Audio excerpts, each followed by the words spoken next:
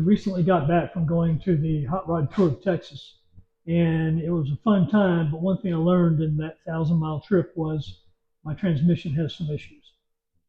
It needs to be replaced. And I've done a lot of research to try to figure out what would be the best replacement for performance-wise versus the dollar. And I'm on a tight budget. So let me show you what I've decided to go with. This is the transmission I decided on. This is actually a Nissan truck 6-speed manual transmission. It's referred to as a CD truck transmission. The more common transmission you may have heard more about is like the CD009. In that series, CD001, that whole series was in the Infiniti G35 and the Nissan 350 and 370Z. And this transmission shares a lot of the architecture of that, the gears.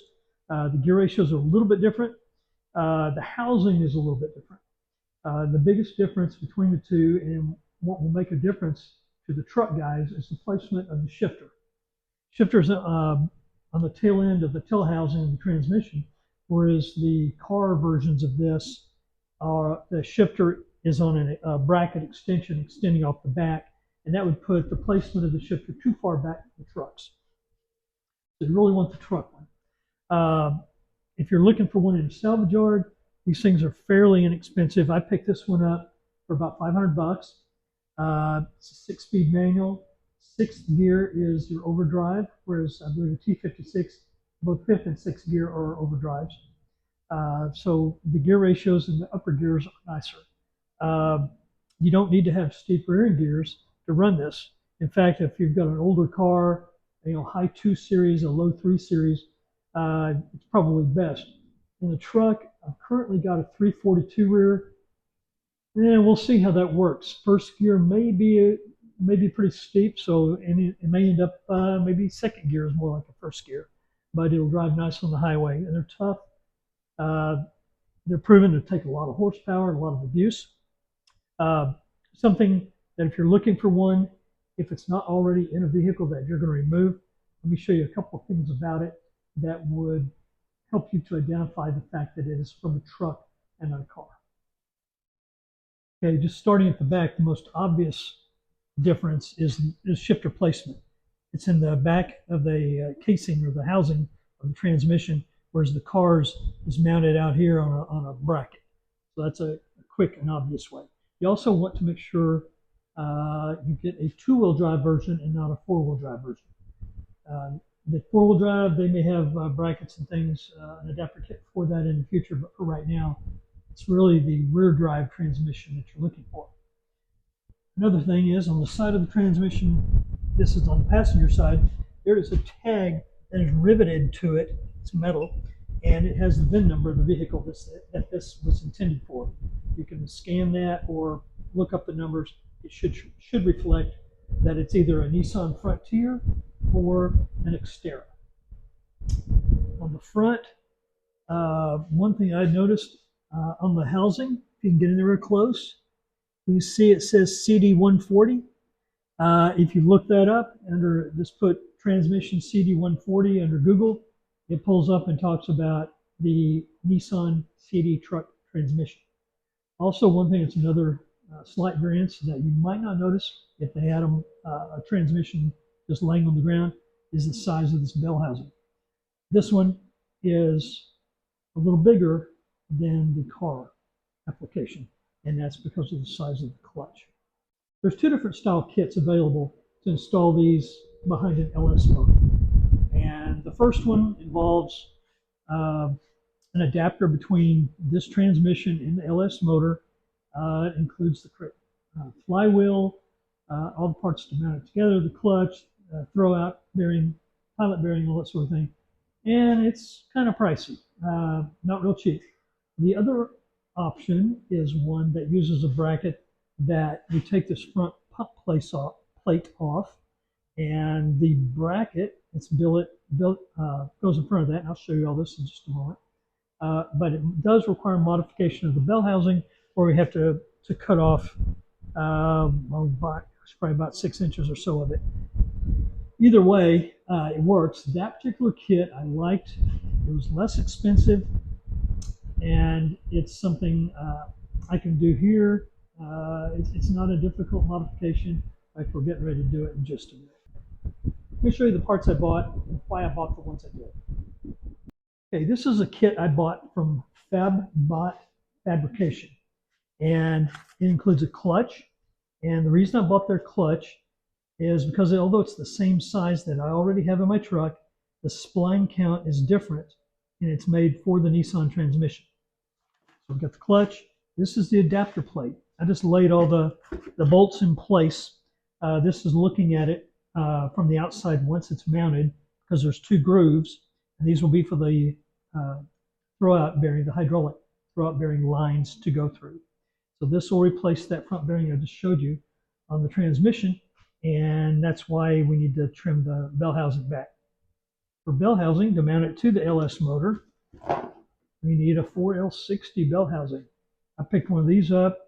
I would go with an original GM and not an aftermarket, and these are not expensive. I picked this up off of eBay for about 50 bucks. I bead blasted it and painted it. It wasn't bad before, but I just wanted it to look a little prettier. Also part of the kit that I ordered is a new flywheel, and it comes with the bolts and a clutch alignment tool.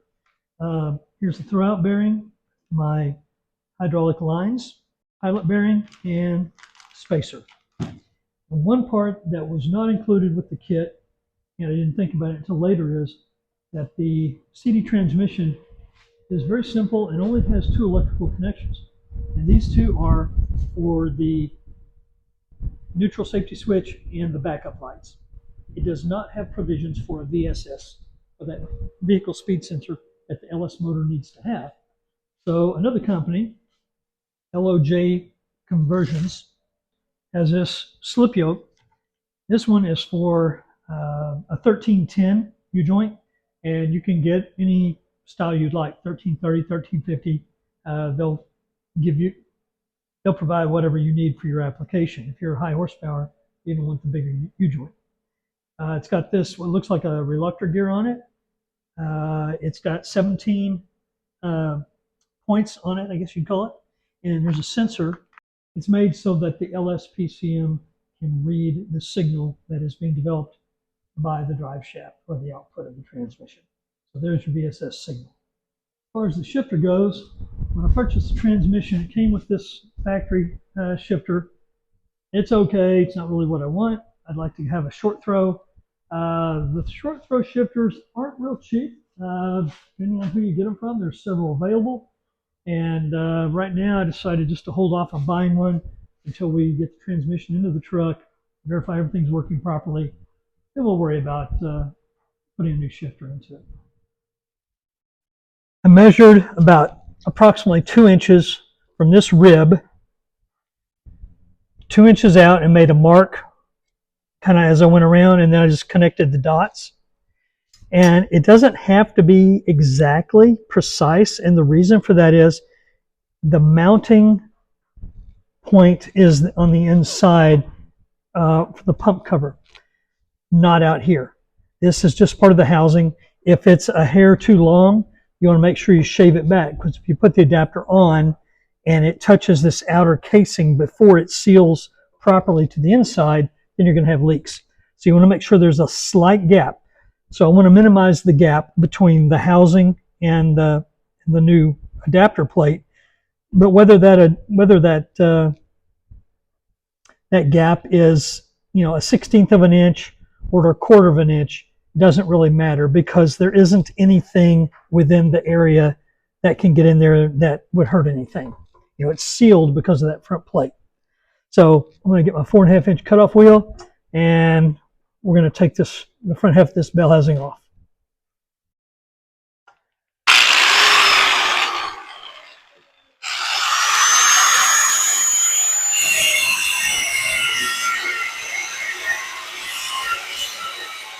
As we're cutting, we're making some progress. It is thick aluminum, so it does take a little time. And here's the bell housing trimmed off. So we cut it back close enough, because this plate's going to be replaced, and there's an indentation.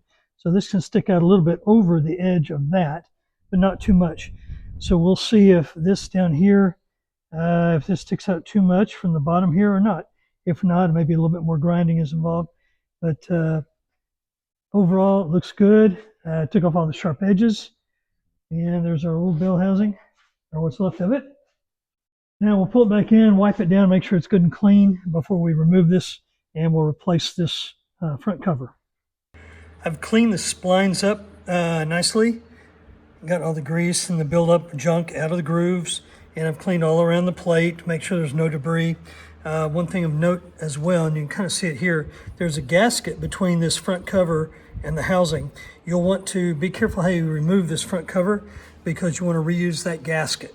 One is not provided with the adapter that we're going to be using, so if you don't have a gasket or yours tears up, you can always use a bead of silicone around it, but if you can, try and save your gasket. So take this off. These are it's 12 millimeters to get all these bolts off, and they're not in really tight. They're approximately 18 to 20 foot-pounds or 200 inch-pounds. So they're not extremely tight, but you do want to make sure you have an equal clamping force all the way around, and we'll use a torque wrench to make sure that's, when we put the new cover on, that it's done that way. If you hear any background noise, that's a fan, and I apologize about that, but the shop is about 90 degrees, and I think the humidity is about the same.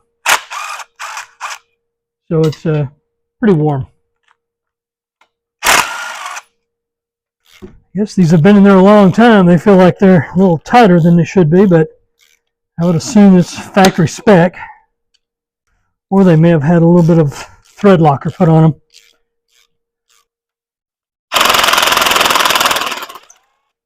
Yes, they do. Some of these bolts do have some thread locker on them. I'm glad to see that. And I hate to think that they were stripped in some way. I'll make note of these bottom three that are that way, or at least all the ones that are done that way, because I may want to put a little bit more on them, just like they came out. This one feels like it's that way as well. Very interesting. Of the, let's see, there's 3, 6, 7 that hold this on. It's the bottom 4 that had the thread locker, which it makes sense because of the fluid level in here. So I think when we put the new bolts back in with the cover, I'm going to do the same thing. I'm sure the factory did it for a reason. And that cover comes off really easy. There's a little fluid there, not much.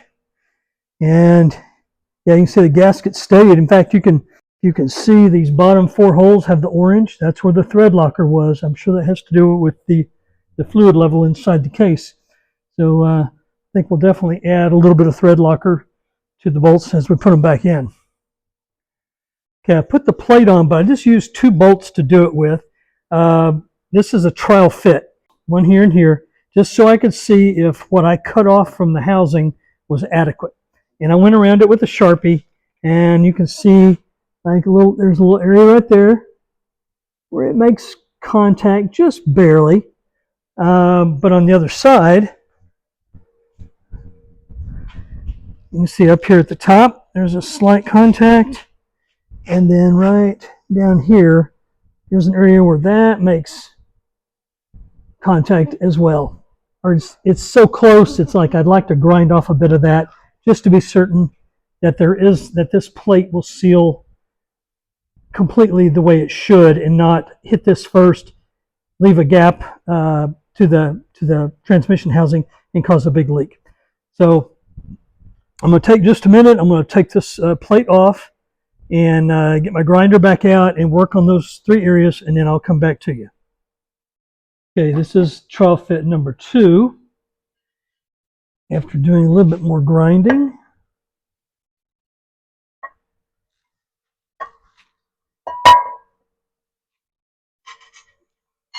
let's put just a couple of these bolts in just to Make sure we've clearanced it just enough.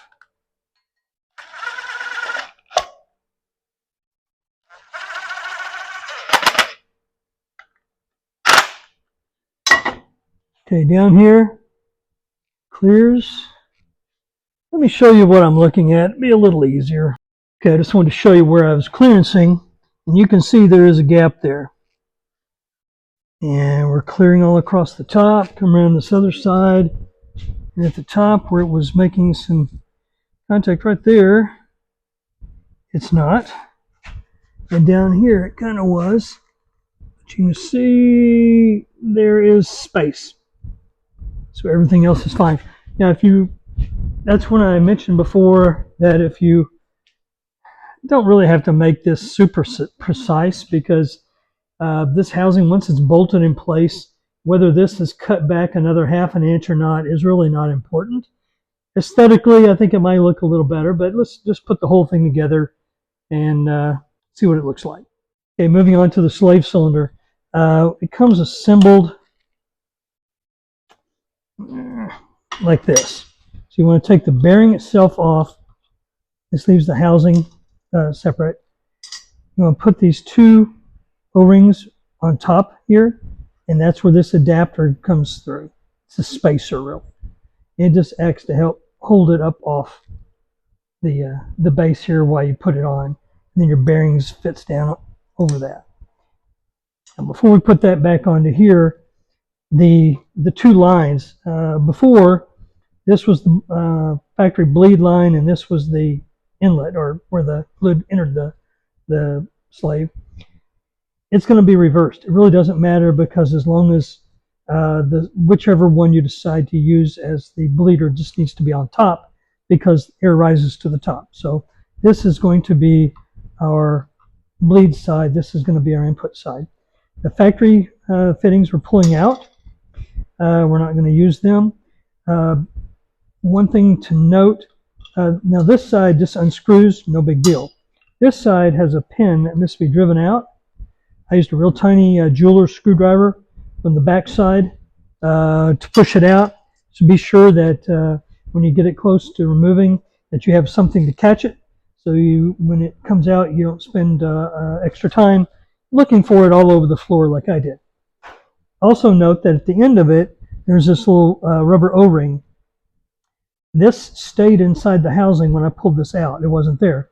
So you want to make sure when you look inside there that it's cleaned out. There's nothing there, because if there's already an O-ring and you try to insert another fitting with an O-ring, you're going to have a problem. So in this case, this is fine. That's all coming out. Now, what we're ultimately trying to achieve here is having -3 fittings on both sides. On the lower side, that's going to be the input, you're going to put the fitting that has the crush washer. So that's going to fit in here. And then the other side, we're going to put this new fitting, and there's a couple of them here that are on the end of this line. So we're going to insert this one and then put the drive pin back in. And there is an additional little kit that comes with it that's got O-rings. In case you lose yours, here's another, but I did manage to save my original. So we're just going to put this in and then insert that drive pin in place.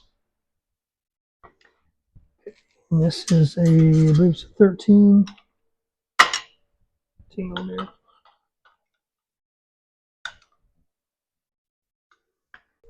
The drive pin back in with.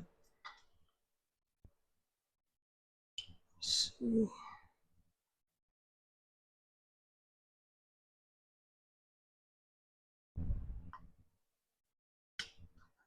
Fits it like that. I just got to drive this pin back in without losing it.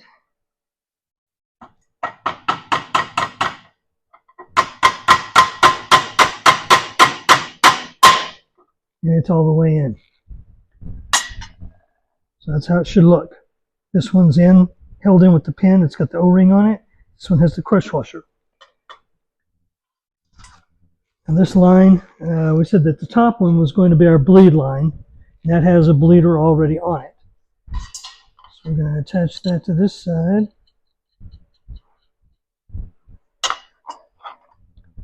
And that is, the larger fitting is a 13 millimeter, the smaller one is an 11.